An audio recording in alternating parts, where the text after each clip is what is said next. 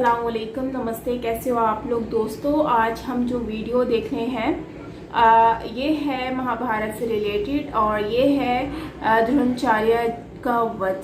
ठीक है, और इसमें कृष्ण जी जो हैं उन्होंने ज्ञान दिया है उनके वध के टाइम पर, और उसके बाद फिर आगे का सीन हम सारा मतलब देखते हैं वीडियो में। सो ये लैंग्वेज थोड़ी डिफरेंट होगी यकीनन। सो आप मैं पूरी कोशिश करूँगी इसको समझने की भी, और अगर समझ आ गया तो हम लास्ट में डिस्कस भी करेंगे। तो चलते हैं वीडियो की तरफ। हियर वी गो।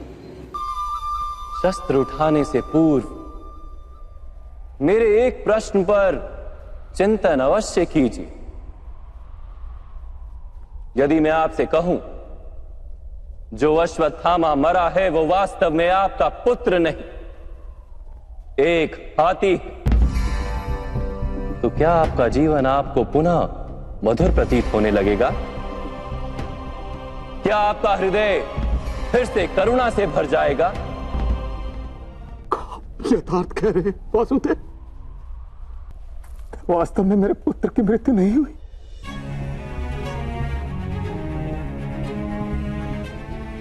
यदि आज आपके पुत्र की मृत्यु नहीं हुई तो कल होगी। विश्व में कौन अमर रहता है गुरुद्रोण? किंतु वास्तविक प्रश्न तो यह है कि आपके जीवन के सुख दुख, आशा निराशा, ज्ञान अज्ञान, क्या सब कुछ केवल आपके पुत्र से बंधे? क्या आपके जीवन का दूसरा कोई मूल्य नहीं? क्या आपकी सारी शक्ति, सारा ज्ञान केवल आपके पुत्र के लिए? खुश, मेरे कारण वो संसार में आया। उसने मुझे सुख, सम्मान और स्नेह दिया। मेरे लिए जीवन में उससे अधिक महत्व का कोई नहीं। क्या प्रत्येक पिता अपने पुत्र से अधिक प्रेम नहीं करता? तो विचार कीजिए गुरुद्रोण, जिस पुत्र के प्रति आपको इतना अधिक प्रेम, उसे वास्तव में आपने क्या दिया? संपत्ति दी, सुख दिए, राज्य दिया, संस्कार दिए, विद्या दी, धर्म का ज्ञान दिया गुरुदेव। क्या आप उसे कुछ भी ऐसा दे पाए जिससे उसे आपके रक्षा की आवश्यकता ही ना?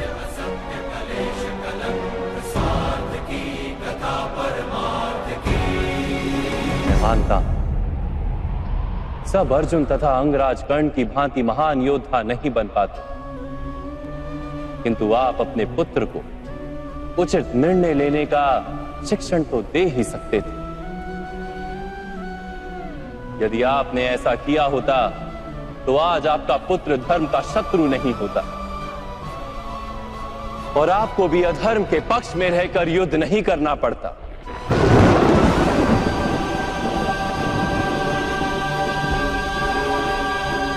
मैं अपने पुत्र अश्वत्थामा को सारे सुख देने की इच्छा रखता था वासुदेव। मेरे पुत्र अश्वत्थामा के प्रति मेरे मन में प्रेम के कारण।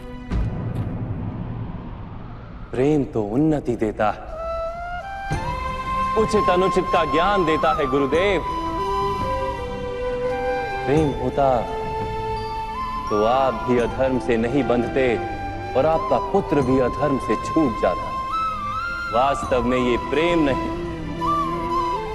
आपके मन का मोह है। प्रेम और मोह के बीच क्या भेद होता है, क्या आपने कभी विचार किया है?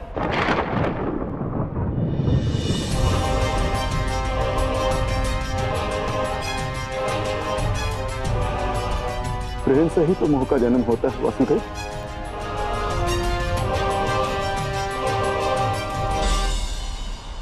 नहीं, वास्तव में जहां प्रेम होता है वहां मोह होता ही नहीं। प्रेम का जन्म करुणा से होता है और मोह का जन्म अहंकार से।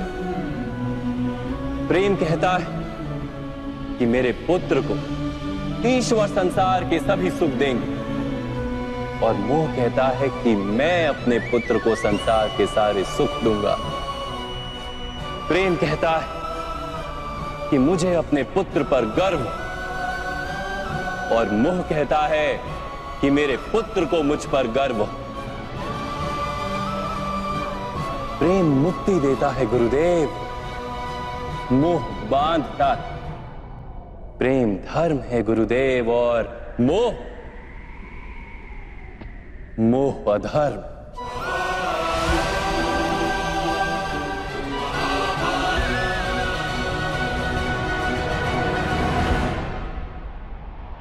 आपने अपने पुत्र को आटे का घोल पीते देख अपनी साधना भंग कर दी थी।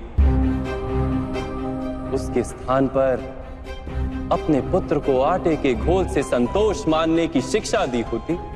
अपनी साधना भंग करने के स्थान पर उसे संघर्ष करके कुछ प्राप्त करने का शिक्षण दिया होता, तो क्या आज आपकी स्थिति कुछ भिन्न नहीं होती?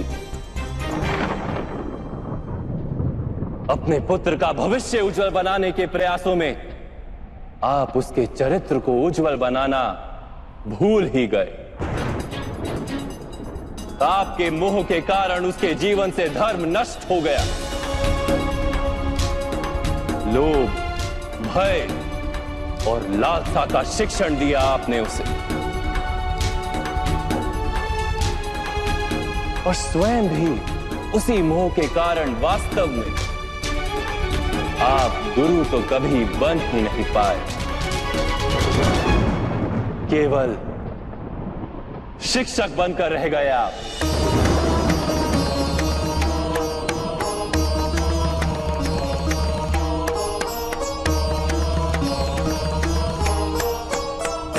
ऐसा क्यों कह रहे हैं वासुदेव? मैंने तो अपने संपूर्ण जीवन में अपने सारे शिष्यों को संपूर्ण निष्ठा से उत्तम बनाने का प्रयास किया है।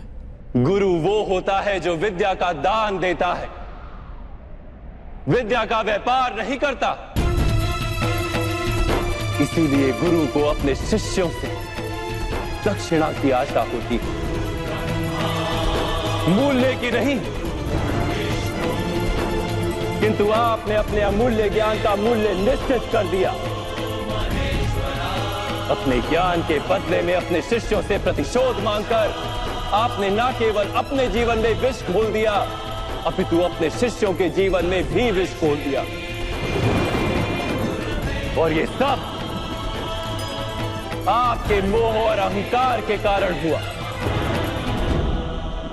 आप गुरु नहीं हैं द्रोणाचार्य। जिस व्यक्ति के हृदय में अहंकार और मन में मोह तथा लालसा होती, उसके हाथों धर्म का कार्य तो हो ही नहीं सकता।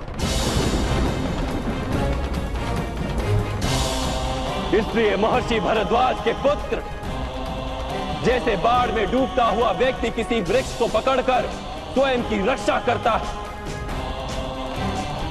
वैसे ही इस अंत समय में धर्म को पकड़ लीजिए। आज समय है उचित निर्णय लेने का। मोह का त्याग कीजिए। मैं इसी क्षण आपके प्राण ले सकता हूं, किंतु मेरी इच्छा है कि आप जीवन में एक उचित निर्णय स्वयं लें।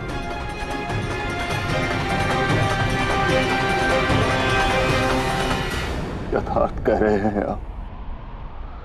मेरा ही दोष था कि मेरे पुत्र अश्वत्थामा को दंड प्राप्त हुआ।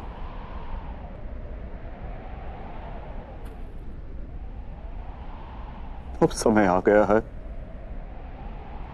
कि मुझे भी दंड प्राप्त हो।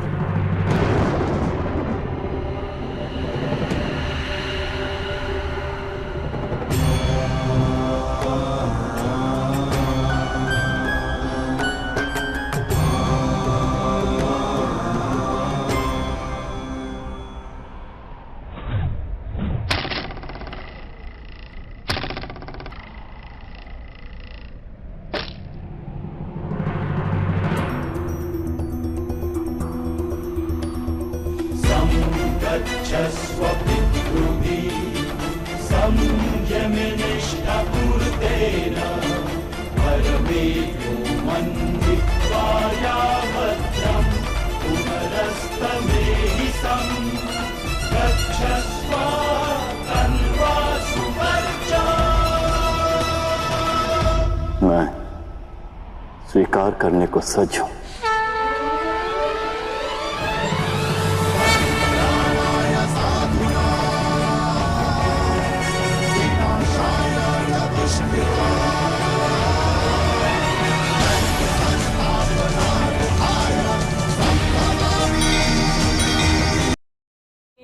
कृष्ण जी जो हैं वो द्रोणाचार्य से बात कर रहे हैं और उनसे ज्ञान मतलब उनको दे रहे हैं। और इस वीडियो में हमें एक मोटिवेशनल मैसेज मिलता है। वैसे ही कि मुझे इतना ख़ास समझ नहीं आया, बट कुछ वर्ड्स जो हैं वो मुझे समझ आए हैं। अगर मुझे ये लैंग्वेज जो मतलब समझ आ जाती तो शायद हो सकता है कि मैं इस मैसेज को गेन कर पाती। शायद मेरे माइंड में जो थोड़े बहुत वर्ड्स समझ आए हैं ये मुझे क्लियर हो जाते हैं, क्योंकि ये मुझे मालूम तो है इसमें बहुत ही जैसे कि प्यार मतलब मोहब्बत और जो मोह है उसके बीच में क्या डिफरेंस है वो बताया गया है इस वीडियो में। और इस कृष्ण जी के मतलब कि उन्होंने ये एक्सप्लेन किया है। एंड एकलव्य जी एंड मतलब इन सब के बारे में बात की गई है कि एकलव्य एक अच्छा टीचर हो सकता था, लेकिन द्रोणाचार्य जी जो है उन्होंने मना किया और उन्होंने कहा सिर्फ पंडित ही बन सकते हैं, पढ़ा सकते हैं, ज्ञान दे सकते हैं, उसके अलावा और कोई नहीं। तो चाहे वो इस चीज़ के लिए कैपेबल हो या चाहे ना हो, लेकिन उसके लिए उनको ही करना होगा। तो खैर ओवरऑल अच्छा वीडियो था काफ़ी। जो है वो कृष्ण जी ने अपनी जो है वो एक ज्ञान दिया है और ये बेसिकली वध का टाइम था द्रोणाचार्य का। और इसमें जो है अश्वास्थमा आई थिंक कुछ इस तरह से नाम है, मुझे से प्रोनाउंस नहीं हो रहा, अश्वास्थमा। अच्छा अश्वास्थमा उन्होंने जो है उस टाइम पर उनकी जो वध हुआ था तो उसका भी इसमें एक्सप्लेन किया गया है। तो ओवरऑल मैं कोशिश कर रही थी कि इस वीडियो को जो है इसमें मैं अंडरस्टैंड कर सकूं चीज़ों को। तो मुझे मोटी मोटी चीज़ें होती हैं ना वो समझ आई हैं। तो इससे ये आइडिया हो रहा है कि इन्होंने जो है द्रोणाचार्य जो है इन्होंने कुछ इस तरह का किया है कि मतलब कि किसी को राइट नहीं दिया या फिर सही से उनको टीचिंग नहीं कराई, उनको सही से पढ़ाया नहीं, कुछ इस तरह का समझ आया मुझे। और मतलब कि मोहब्बत और जो है वो जो मोहब्बत वगैरह जो है उसमें इन्होंने डिफरेंस जो है वो बताया है। बहुत सारी चीज़ें हैं, लेकिन मैं अभी इस तरह से कुछ कहना नहीं चाह रही क्योंकि मैं खुद भी कंफ्यूज हो रही हूँ। लेकिन मैं इतना ही कहूँगी कि कृष्णा जी ने इसमें बहुत ही एक अहम मैसेज दिया है। जहाँ तक मुझे आइडिया हुआ है वो ये है कि आप जो है एक मतलब कि सबको सम्मानने समझें, सबको बराबर समझें और हर किसी को राइट दें उसका। और मतलब कि इस तरह की कोई चीज़ें मुझे जो समझ आई। बाकी आप लोग मुझसे कमेंट सेक्शन में जो है वो मुझे सजेशंस दे सकते हैं, मतलब इस बारे में मुझे समझा सकते हैं। इनका जो मतलब जिस तरह से प्रीवियस वीडियो में आपने मुझे एक्सप्लेन किया था वैसे ही अगर आप मुझे थोड़ा बहुत एक्सप्लेन कर देंगे तो अच्छा हो जाएगा, because it was little bit difficult and you can understand. But मुझे बस यही समझ आया। और आपको क्या मतलब लगता है वो आप मुझे शेयर कीजिएगा कमेंट सेक्शन में। मुझे पता है कि मैंने पूरा तो नहीं समझा सही से, लेकिन ये है कि समझ गई हूँ थोड़ा बहुत। मैं ट्राई कर रही हूँ इसमें सर्च करने की, मुझे कुछ मिल जाए इसमें से समझने के लिए। लाइक इतनी 10 मिनट से सुन रही थी मैं, तो था तो अच्छा, लेकिन यही है कि मुझे थोड़ा बहुत कन्फ्यूजन हो रहा है, तो इसलिए मैं मज़ीद इस पर बात भी नहीं कर रही। सो फ्रेंड्स, आपने मुझे कमेंट सेक्शन में बताना है। और काफ़ी गहरी बातें होती हैं कृष्ण जी की, और हमेशा ही कुछ ना कुछ ऐसा ज्ञान में बताते ही रहते हैं, तो जो कि हमारे लिए बहुत ही ज़्यादा नॉलेजेबल होता है, और ये चीज़ें इस तरह की हमें समझनी भी चाहिए। सो फ्रेंड्स, मिलते हैं नेक्स्ट वीडियो के साथ। Till then take care and bye bye.